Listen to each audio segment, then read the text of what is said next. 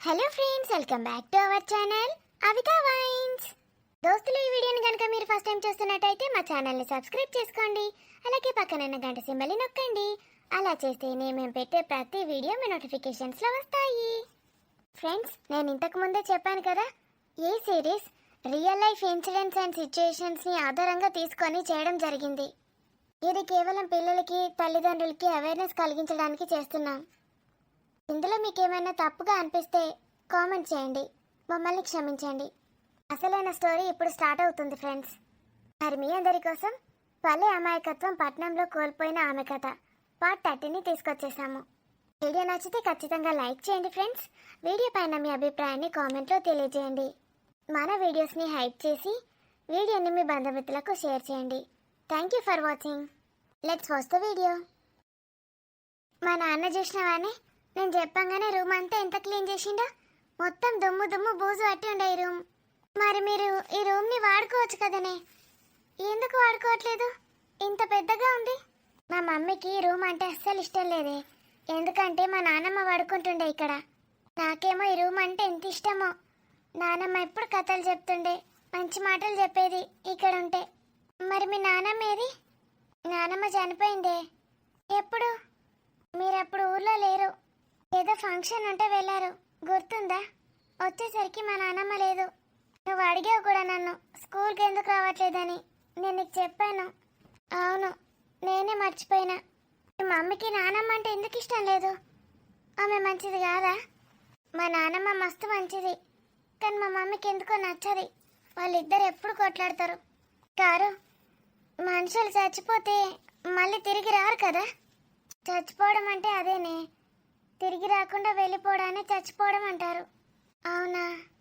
మనకిష్టం లేని వాళ్ళు మళ్ళీ మన దగ్గరికి రావద్దంటే వాళ్ళు చచ్చిపోవాలని కోరుకోవాలి కదా. వాళ్ళు మనకిష్టం లేకపోతే ఇంకా వేరే వాళ్ళకి ఇష్టం ఉండొచ్చు కదా. అట్లా కోరుకోవద్దే, పాపం తలుగుతుంది. అవునా? ముచ్చట్లు ముచ్చట్లు మళ్ళీ మొదలు పెట్టిండ్రా? ముచ్చట్లు పాడగాను పండది మొత్తం వినబడతానేమో అక్కడ కిటికీల నుంచి. ఏ కిటికీ? అక్కడ కిటికీ ఉంది చూడే, అది మా మమ్మీ వాళ్ళ బెడ్రూమ్. డాడీ చెప్పిండు, మనం ఆ కిటికీ దగ్గరకు పిలిస్తే డాడీ వస్తాడు. సంపుతా పొరాలు పిలిచిండంటే మంచి నిద్రలుంటా నేను. సప్పుడేక వండుండ్రి. శృతి, ఇక మంచిగా నా బిడ్డ లేనప్పుడు వచ్చి వండుకునేవు. వండుకోవద్దు, నా బిడ్డ ఉంటేనే, నా బిడ్డ రమ్మంటేనే వండుకో, సరేనా? సరే ఆంటీ. కారుని ఎక్కడికి వెళ్తుంది? రోజు వస్తా నేను. అవును, నేను ఎక్కడికి వెళ్తా మమ్మీ? 10th క్లాస్ ఎగ్జామ్స్ అయిపోయేదాకా నేను ఎక్కడికి పోను. అయ్యో, మా చిన్న పాప మనవంది లగ్గంగా రావా? నేను ఎక్కడికి రాను. ఒక్కదానే ఉంటావా అని ఇంట్లో? మేము పోతాం. నేను ఉంటా కదా ఆంటీ, నేను చూసుకుంటా దాన్ని, మీరు వెళ్ళండి. ఏం కాదు, ఒక్కరోజు బడికి పోకపోతే ర్యాంకులు పోవు. పోవుడే పోవుడే. నేను నీతోటి ఏం చెప్పను మమ్మీ, డాడీకి చెప్తానే వింటాడు. నువ్వేది మాట్లాడినా ఇట్లనే అంటావు. నడండి, తలుపులు బెడాయించుకుందరు రండి. బెడాయించుకోమంటే అట్లనే వచ్చిండ్రు చక్కగా. డోర్ పెట్టిపోవే. రావే, నువ్వు ఇటు పడుకోవే. నాకు కిటికీ ఉంటే భయం అవుతుంది. ఏం భయం అవుతుంది? నువ్వు అదే డాడీ వాళ్ళ రూమ్, మమ్మీ వాళ్ళు అందులోనే వండుకుంటారు. ఇప్పుడు మనం మాట్లాడేటివన్నీ వాళ్ళకి వినిపిస్తాయి, తెలుసా? మనం ఏమన్నా మాట్లాడుకుంటే సీక్రెట్గా మాట్లాడుకోవన్నే, వాళ్ళకి వినబడకుండా. మనం ఎంత సీక్రెట్గా మాట్లాడినా మా మమ్మీ వింటది. మెల్లగా మాట్లాడుకుందాం, మమ్మీ రాగానే వండుకుందాం. ఇవాళ వండుకుందామే, నాకు నిద్ర వస్తుంది. నాకు కూడా. రేపటి నుంచి చదువుకుందాం, సరేనా? ఎంత హాయిగా ఉందో ఇక్కడ పడుకుంటే. Thank you car. ఎన్నిసార్లు చెప్తావే థ్యాంక్ యూ? చెప్పొద్దని చెప్పినా. అస్సలు నిద్ర వస్తలేదు. అమ్మా, మళ్ళీ రేపు స్కూల్కి పోవాలి, నిద్ర పోవాలి. గట్టిగా కళ్ళు మూసుకుంటే అదే నిద్ర వస్తుంది. అభి వస్తలేడండి ఇంకా. అభితో మాట్లాడనిస్తుందో మాట్లాడని ఏదో ఇది. రావే. అడు, ఎవరి కోసం చూస్తున్నావే? అభి రాలేదు కదా ఇంకా. ఎవరు వస్తే మనకేంది, రాకపోతే మనకేంది, మనం వెళ్దాం పదా. తమ్ముడు పోయిండు కానీ రోజు నిన్ను విడిచిపెట్టే పోతున్నాడు కదా. తొందరరా అభి. నన్ను కనీసం పిలుచులు కూడా పిలుస్తలేరు, వీళ్ళే పోతున్నారు. అభి ఇంకా వస్తలేడు. వచ్చావా అభి? నడు తొందర. శృతి చూస్తే తిడుతుంది, తొందర నడు. తిడుతుందా? అసలు ఎందుకు తిడుతుంది శృతి నన్ను? ఒకసారి అడగాలనుంది. అడిగితే ఏమంటుందోనని భయం వేస్తుంది. కారుణ్యనే అడగమంటాను. కారుణ్యకి ఖచ్చితంగా చెప్పే ఉంటుంది. నా చెలి రోజావి నాలో ఉన్నావి నిన్నే తలిచేనే నేనే తొందర నడువు కారుణ్య. కళ్ళల్లో నీవే. పాట చాలా బాగుంది అభి. ఈ పాట ఏ సినిమాలోది? తెలీదు, నాన్న వింటాడు. నాకు కూడా ఈ పాట ఎక్కడో విన్నట్టే ఉంది. మీ ఇంటి వైపు నుంచే అనుకుంటా. నేను విన్నాను ఈ పాట.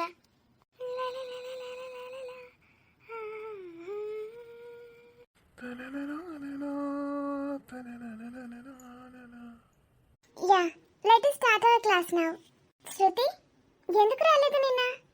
మేడం అది కూర్చొని మాట్లాడు.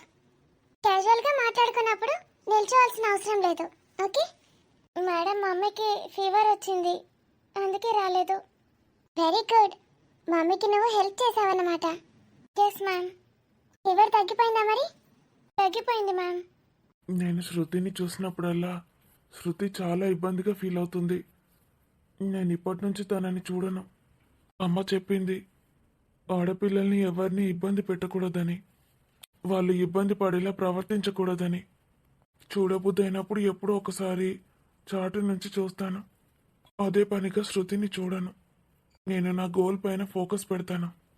మమ్మీ, నేను ఇప్పటి నుంచి గుడ్ బాయ్లా ఉంటాను. నా గోల్ని రీచ్ అవుతాను. ఫోకస్ అంతా స్టడీస్ పైన పెడతాను. Abhinay, what are you doing? Abhi, నిన్నే మేడం పిలుస్తుంది. ఏమైంది అభి? నైట్ పడుకోలేదా? నిద్ర వస్తుందా? లేదు మ్యామ్, నా ఫీలింగ్స్ని కంట్రోల్ చేసుకుంటున్నాను. వాట్? అవును మ్యామ్, మా మమ్మీ చెప్పింది ఈ ఏజ్లో ఫీలింగ్స్ రావడం నార్మల్ అని, కంట్రోల్ చేసుకొని స్టడీస్ పైన ఫోకస్ చేయాలని. Okay, she's right. అందరూ విన్నారు కదా అభి ఏం చెప్తున్నాడో? వాళ్ళ మమ్మీ తనకి ఏం చెప్పిందో? మనకి ఏజ్లో కలిగే ఫీలింగ్స్ అన్ని క్వైట్ నార్మల్. ఫీలింగ్సా? ఫీలింగ్స్ అంటే ఏంటిది? నాకు అభి అంటే ఇష్టం కదా, అదే ఫీలింగ్ అంటే. దేనికైనా ఈజీగా అట్రాక్ట్ అయిపోతారు ఈ ఏజ్లో. అది మనకు కొంచెం హ్యాపీనెస్ ఇచ్చిందంటే చాలు, మొత్తం దానికి అడిక్ట్ అయిపోతారు. మనకి ఈ ఏజ్ అనేది చాలా ఇంపార్టెంట్. దీన్ని టీనేజ్ అంటారు. You know what is teenage? Yes ma'am, I know. Don't know ma'am. ఇప్పుడు మీ ఏజ్ ఎంత ఉంటుంది? 14 కదా? 14 ఆర్ 15? 14, 15. ఈ టీన్ అని వస్తుంది కదా, ఎప్పటి నుంచి స్టార్ట్ అవుతుంది? 13 నుంచి స్టార్ట్ అవుతుంది. 13 to 19, ఈ ఏజ్ని మనం టీనేజ్ అంటాము. మేడం, మరి 12, 20? 12, 20లో నీకు టీన్ కనిపిస్తోందా? No, so that is not teenage. Teenage. So టీనేజ్లోని పిల్లలకి చాలా మార్పులు చోటు చేసుకుంటాయి. ఫిజికల్గా, మెంటల్గా చాలా చేంజెస్ వస్తాయి. అంటే మన బాడీలో చాలా చేంజెస్ వస్తాయి. మన మైండ్ కూడా చాలా చేంజ్ అయిపోతుంది. మనకి అన్నీ తెలిసినట్టే ఉంటాయి, కానీ ఏం తెలీదు. మనకు యాక్చువల్గా ఏం తెలీదు, కానీ నాకు మొత్తం తెలుసు అనుకుంటారు ఈ ఏజ్లో. పేరెంట్స్ కన్నా మేమే గ్రేట్ అనుకుంటారు. పెద్దవాళ్ళం అయిపోయామన్న ఫీలింగ్ వస్తుంది. పెద్దవాళ్ళం అయిపోయామనే ఫీలింగ్ రాగానే మనం ఆగుతామా ఎక్కడైనా? ఆగం కదా. ఇంకా చెడు అలవాట్లు అన్నీ అలవాటు చేసుకుంటారు.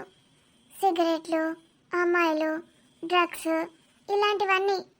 అవి చెడ్డవని తెలుసు, కానీ నాకు హ్యాపీనెస్ ఇస్తున్నాయి, నాకేం కాదు అనే ఫీలింగ్ ఉంటుంది. తర్వాత ఏమవుతుంది? లైఫ్ స్పాయిల్ అయిపోతుంది. వెరీ గుడ్ కారుణ్య. మనకి ఖచ్చితంగా తెలుస్తుంది ఏది మంచి ఏది చెడు అని.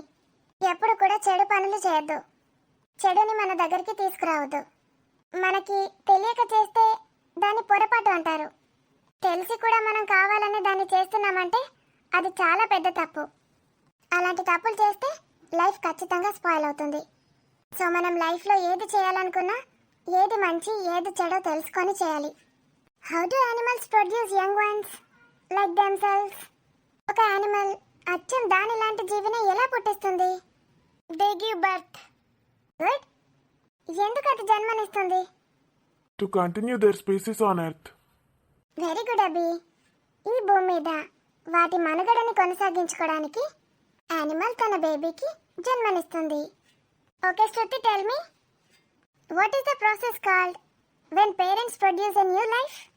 అలా ఒకరికి జన్మనివ్వడాన్ని, ఆ ప్రాసెస్ని ఏమంటాం మనం? Don't know ma'am. Okay, anyone knows? Reproduction. Very good Shruti. ఈ ప్రాసెస్నే మనం రిప్రొడక్షన్ అని అంటాము. ఈరోజు మన టాపిక్ అదే. రిప్రొడక్షన్ అంటే ఏం లేదు, మనం హ్యూమన్స్లో చూసుకుంటే ఒక మనిషి ఇంకో మనిషికి జన్మనివ్వడం. ఎందుకు? మన మానవ జాతిని ఈ భూమి మీద కొనసాగించడానికి. ఈ ప్రాసెస్నే రిప్రొడక్షన్ అని అంటాము. Yes, okay ma'am. Ma'am. So ఇది ప్రతి ఒక్క మనిషిలో న్యాచురల్ ప్రాసెస్. ఇందులోని సైన్స్ని మనం తెలుసుకోవాలి. Okay, puberty and changes. Puberty అంటే యవ్వన దశ. ఈ స్టేజ్లో అబ్బాయిలో అయితే వాయిస్ చేంజ్ అవుతుంది, అబ్బాయిలకి మీసాలు గడ్డాలు కూడా వస్తాయి. మరి గర్ల్స్కి వాళ్ళ బాడీలో చేంజెస్ వస్తాయి, మెయిన్లీ పీరియడ్స్. ప్యూబర్టీతోనే పీరియడ్స్ స్టార్ట్ అవుతాయి. మనకి పీరియడ్స్ అందుకే వస్తాయి. మరి బాయ్స్కి ఎందుకు రావు మేడం పీరియడ్స్? చెప్తాను. సో అర్థమైంది కదా, బాయ్స్లో వచ్చే చేంజెస్, గర్ల్స్లో వచ్చే changes. So coming to periods, దీన్ని మెన్స్ట్రువల్ సైకిల్ అంటాము. అసలు పీరియడ్స్ అంటే ఏంటి మ్యామ్? అమ్మాయిల కడుపులో యుట్రస్ అని ఒక ప్రత్యేకమైన బ్యాగ్ ఉంటుంది.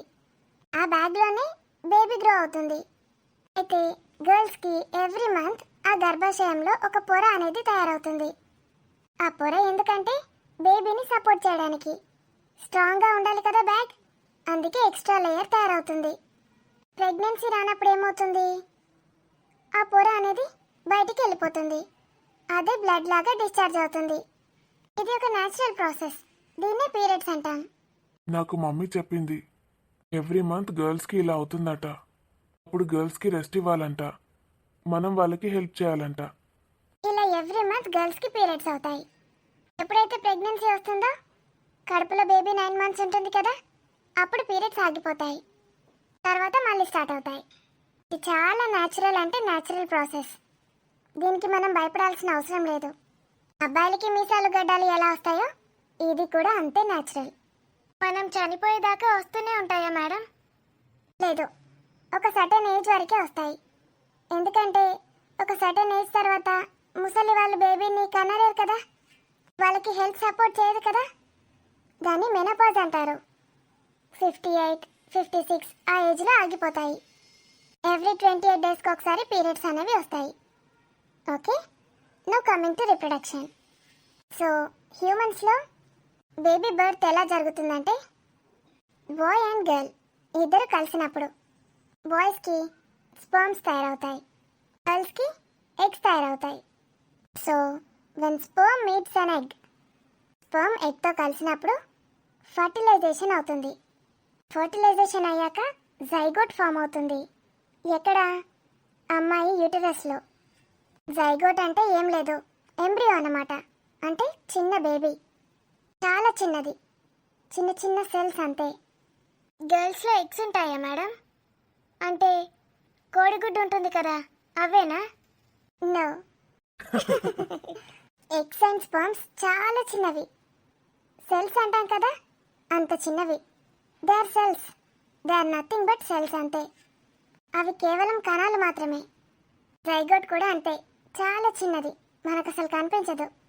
డాక్టర్స్ కొన్ని పరికరాలతో వాటిని చూడగలుగుతారు, మైక్రోస్కోప్. ఎస్. సో ఫర్టిలైజేషన్ తర్వాత ఫామ్ అయిన జైగోటే మదర్ కడుపులో బేబీలో పెరుగుతుంది. సో దీని మీద మీకు ఎలాంటి భయాలు అపోహలు అవసరం లేదు. ఇది బాధ్యతతో కూడిన ఒక ప్రక్రియ.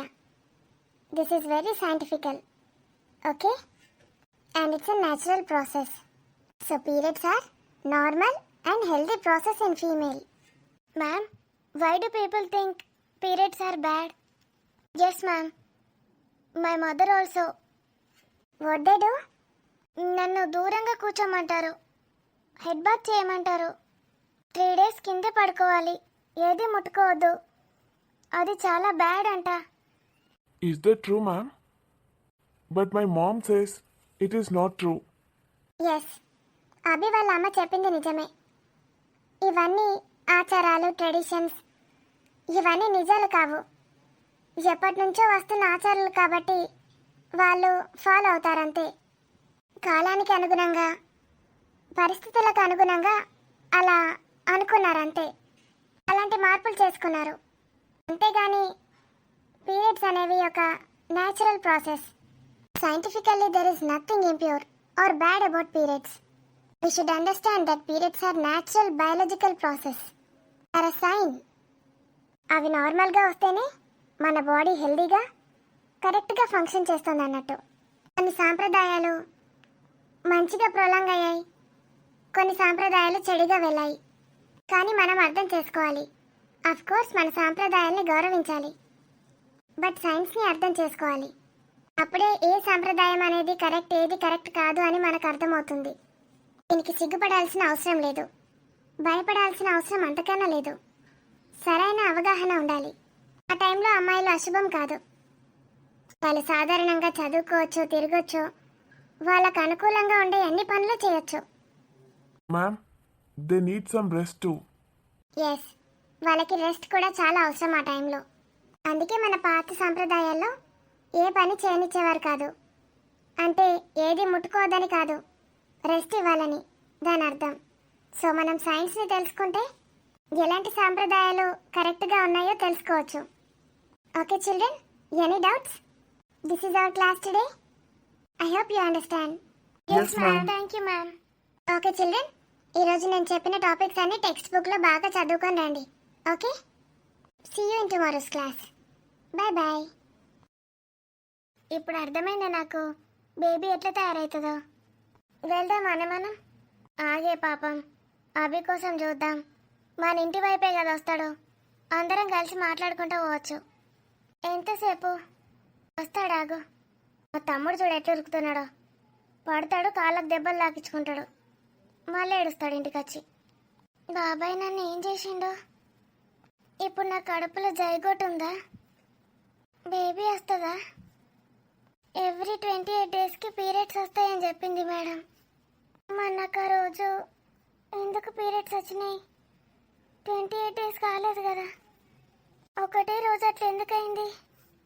అంటే బేబీ చచ్చిపోయిందా? కారు ఏంటిదే? నీకు పీరియడ్స్ ఎప్పుడు వస్తాయి? 30 డేస్కి ఒకసారి వస్తాయి. ఎందుకు? నీకు మధ్యలో ఎప్పుడన్నా వస్తుందా? మధ్యలోనా? ఎందుకు వస్తుంది? కరెక్ట్ డేట్కి వస్తుంది. మధ్యలో ఎప్పుడు రాలే ఒక్కసారి కూడా? అట్లా రాదే పిచ్చిదానా. 28 డేస్కి ఒకసారి వస్తుంది. మధ్యలో ఎందుకు వస్తుంది? మరి కడుపులో బేబీ ఉంటే వస్తుందా? బేబీ ఉంటే మొత్తానికే రాదు కదనే. బేబీ లేకపోతేనే ఆ లేయర్ బయటికి వెళ్ళిపోతుంది. బేబీ ఉంటే ఆ లేయర్ అక్కడనే ఉంటుంది బేబీని ప్రొటెక్ట్ చేయడానికి. అవునా? అభి గ్రౌండ్లో ఉన్నాడా? వస్తున్నాడే. అంటే నాకు అప్పుడు బ్లడ్ వచ్చింది కాబట్టి నా కడుపులో బేబీ లేదన్నట్టు. ఆ లేయర్ బయటకు వచ్చేసింది. అమ్మయ్యా, ఇంకా నయం. బేబీ ఉంటే పొట్టను కట్ చేసి బేబీని తీస్తారు.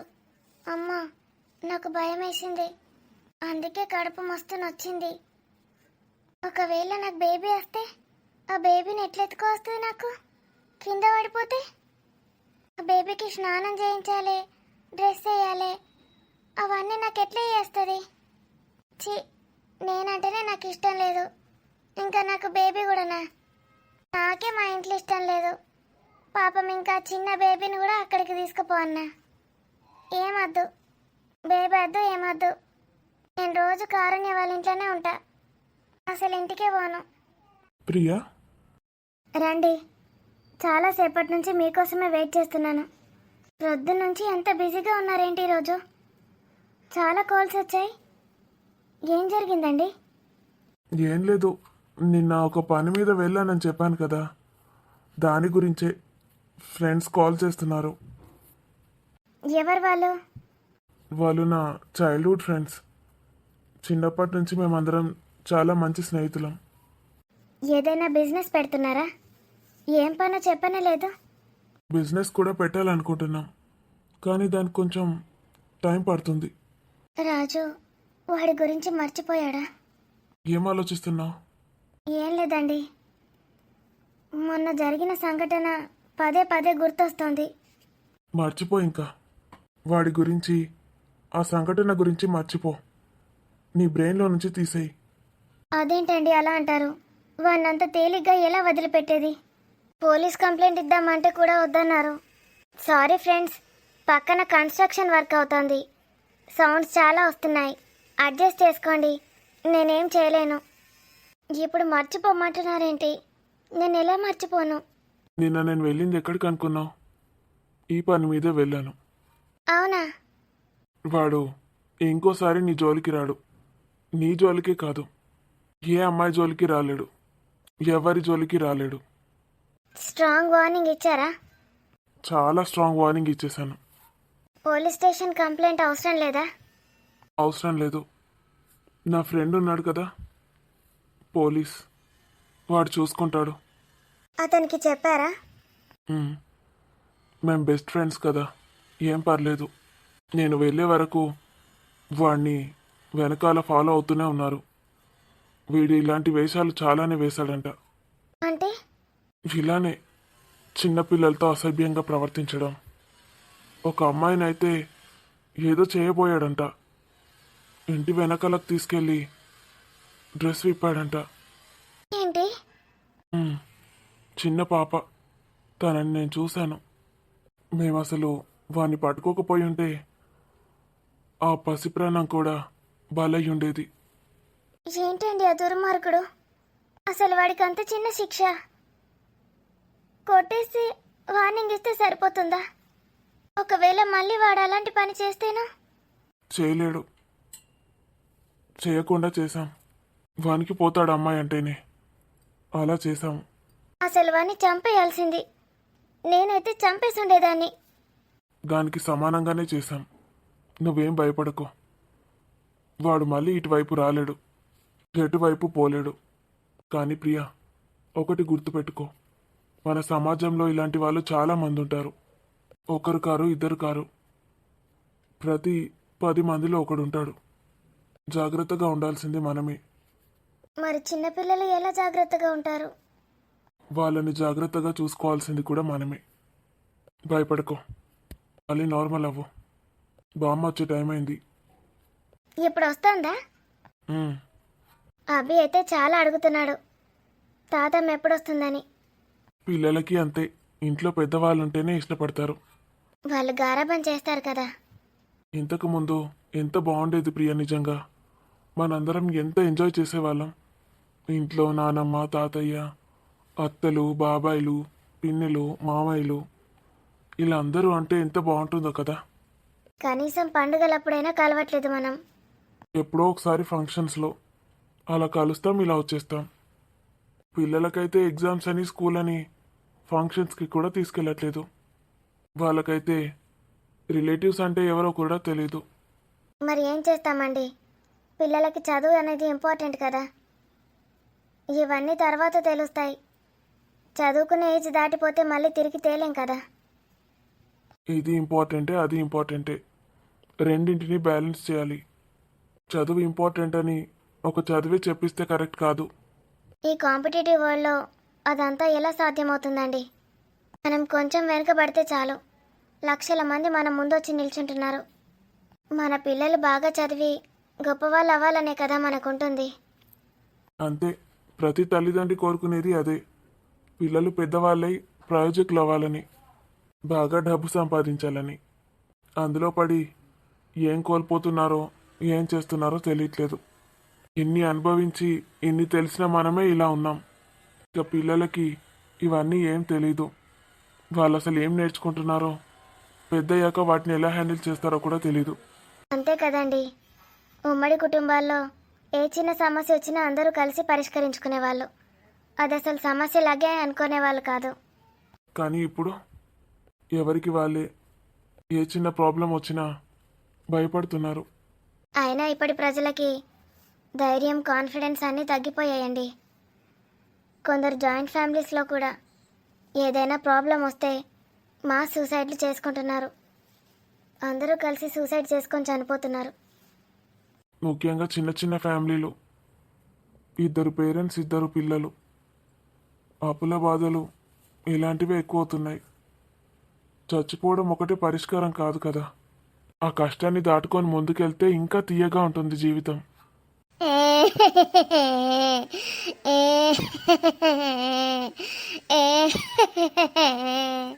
ఈ ముసల్దానికి ఏం పట్టింది?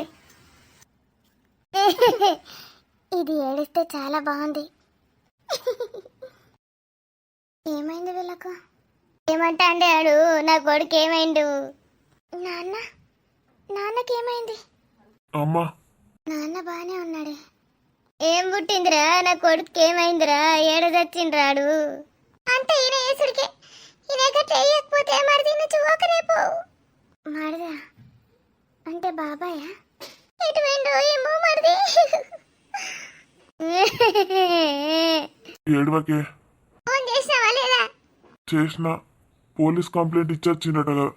ఎవరిచ్చిండ్రు? కోలిత్తరే అని పెండ్లాం ఇత్తది. మరదలే ఇచ్చిందట. వాళ్ళ అమ్మా నాన్నని పట్టుకొని పోయి. ఇంతకీ ఎవరికేమైంది? ఇన్నుంచే పోయిండు కదా. ఎప్పుడు పోయిండో ఏమో. నేను వన్న అత్తమ్మ వన్నది. ఎప్పుడు పోయిండో ఎటు పోయిండో.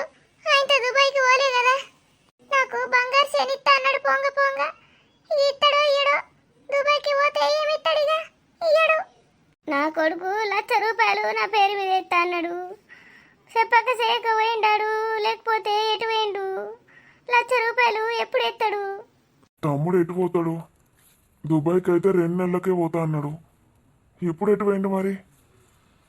ఫోన్ కూడా రింగ్ అయితే లేదంటే ఏమైనట్టు? ఫోన్ తీసుకుపోయిండు కదనే. ఫోన్ అయితే ఇక్కడ లేదు కదా. ఫోన్ లేదు, ఏం లేదు. ఎట్లా వచ్చిండో అట్లా పోయిండు. మరి ఏందన్నట్టు? ఎటు పోయిండు?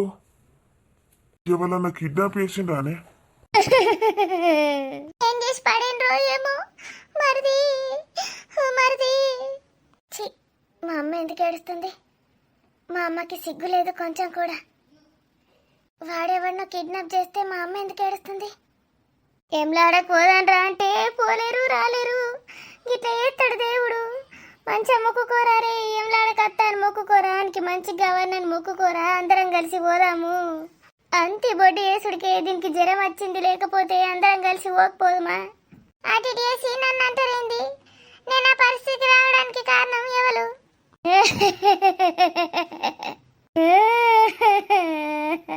అమ్మ ఏడోకే. అది ఏడ్చినట్టున్నదా? నవ్వినట్టున్నది. ఏటో ఏటో ఉన్నది. కారుణ్యం తీసుకొస్తే భలే ఎంజాయ్ చేస్తుంది మా నాన్న మేడుపుని. ఆకలి అవుతుంది.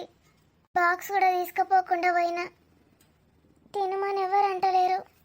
బాబాయ్ చచ్చిపోయింది అయింది. అందుకే ఏడుస్తున్నారా? అడగందే అమ్మాయినా అన్నం పెట్టదంట. అడుగుతాను. చాలా ఆకలి అవుతుంది.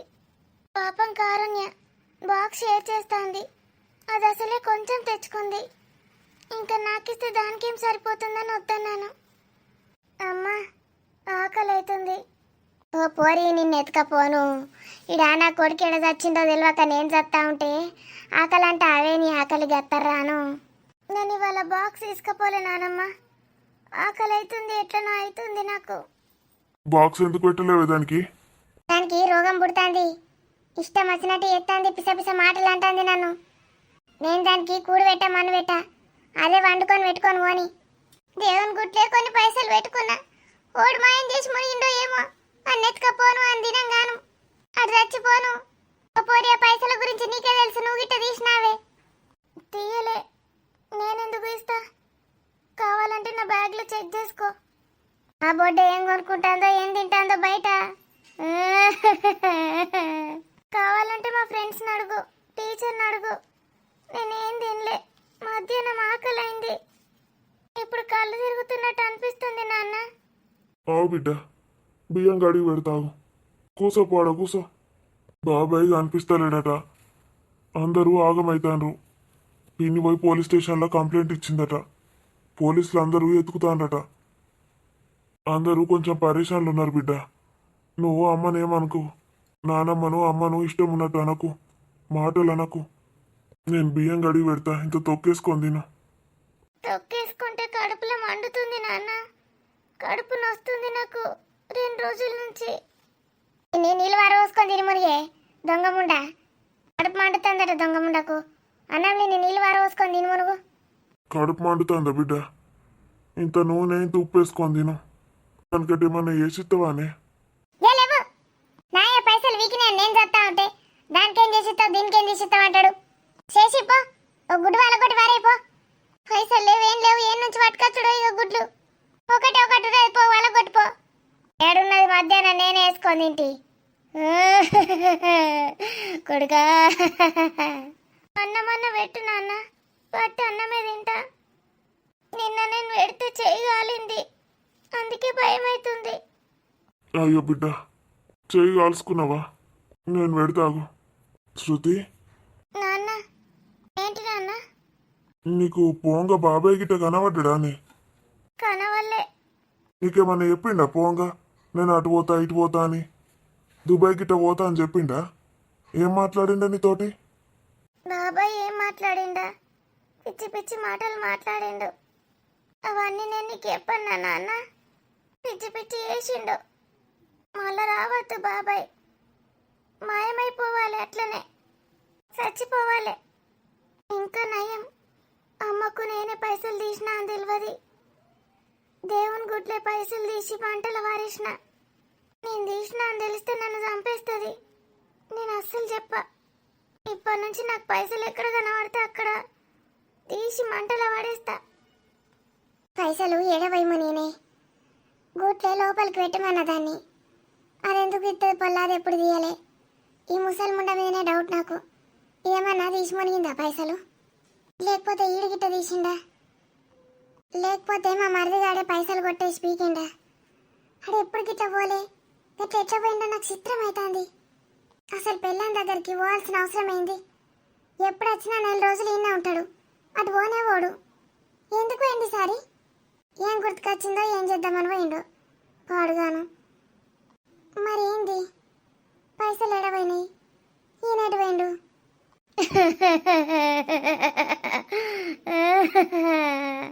విమలా విమలా